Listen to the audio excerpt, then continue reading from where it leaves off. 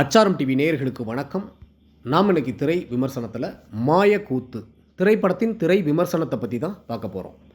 இந்த படத்தை ஏஆர் ராகவேந்திரா இயக்கியிருக்கிறாரு.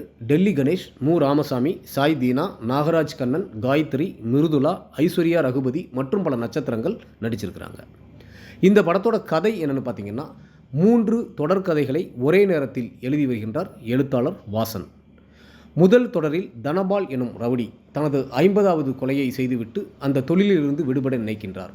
ஆனால் கையில் கத்தியை எடுத்தால் அவருக்கு ஒரு வினோத பிரச்சனை எழுகின்றது. 2வது தொடரில் மருத்துவராக நினைக்கும் பள்ளி மாணவியான ராஜுக்கு எதிரில் உள்ள நீட் சிக்கல் அவளை பூச்சி மருந்து பாட்டிலை நோக்கி திருப்புகின்றது. 3வது தொடரில் செல்வி எனும் வேலைக்கார பெண்ணின் மீது 2000 ரூபாய் திருடியதாக பழியை போடுகின்றார் ராதிகா.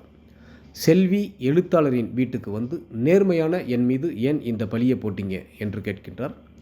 பின்னாலேயே வரும் ராதிகா, ஏன் புருஷன் மாதிரி செல்விக்கு சப்போர்ட் பண்ணுற வேலை வச்சுக்காதீங்க என செல்வி பற்றி புரளி பேசுகின்றார். தச்சராக பணிபுரியும் செல்வியின் கணவர் தனது மனைவிக்காக வாசனை கடத்தி கொலை செய்ய முனைகின்றார்.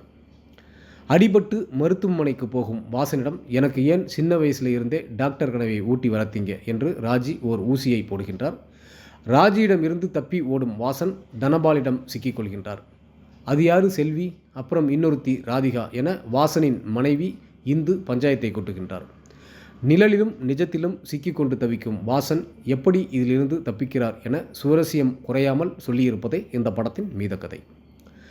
எடிட்டராக நடித்துள்ள டெல்லி கணேஷ், தனபாலாக நடித்துள்ள சாய் தீனா, சிற்பியாக நடித்துள்ள மு ராமசாமி, மைய கதாபாத்திரமாக நடித்துள்ள நாகராஜ் கண்ணன், வாசனின் மனைவி இந்துவாக நடித்துள்ள எஸ்கே காயத்ரி, கனவுகளை சுமக்கும் ராஜியாக நடித்துள்ள மிருதுளா, வேலைக்காரியாக நடித்துள்ள ஐஸ்வர்யா ரகுபதி, செல்வியின் கணவர் உடன்பால் படத்தின் இயக்குனர் கார்த்திக் சீனிவாசன் என இதில் நடித்திருக்கும் அனைவரும் அவரவர் கதாபாத்திரம் உணர்ந்து சிறப்பாக நடித்துள்ளனர். ஒளிப்பதிவாளர் சுந்தர் ராம் கிருஷ்ணனின் ஒளிப்பதிவு படத்திற்கு பெரிய பலம். நாகூரான் ராமச்சந்திரனின் எடிட்டிங் ஷார்ப். அஞ்சனா ராஜகோபாலனின் இசை ரசிக்க வைக்கின்றது. எழுத்தாளர்கள் பொறுப்புடன் தங்கள் எழுத்துக்களை பாசிட்டிவாக எழுத வேண்டும் என்பதை சுவாரஸ்யமாக எல்லோரும் ரசிக்கும்படி சொல்லியிருக்கும் இயக்குனர் ஏஆர் ராகவேந்திராவுக்கு பாராட்டுக்கள். ஒட்டுமொத்த படக்குழுவினருக்கும் அச்சாரம் டிவி சார்பாக வாழ்த்துக்கள்.